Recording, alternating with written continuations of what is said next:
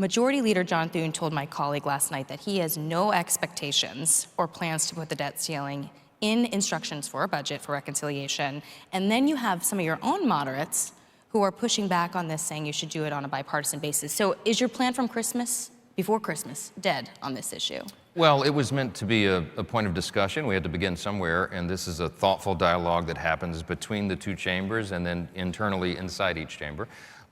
These are very difficult things to do and very complicated.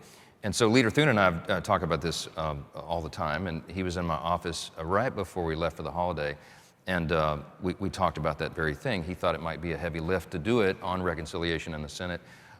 Certainly wouldn't be easy in the House either, but we're looking at all options. I'm not wed to any of them. We've got to do it by consensus. When you came up with this idea to put the debt ceiling on reconciliation, you suggested you would find $2.5 trillion in offsets for conservatives to sort of get on board, and yet you have a lot of members who have never voted for a debt ceiling increase. Did they tell you at the time that if you stick to that promise, $2.5 trillion, that they will vote for this, or are you finding now that, okay, they're not going to be there, so let's just abandon that strategy? No, I have two members in particular who've never voted for a debt ceiling and had said it was the red line for them.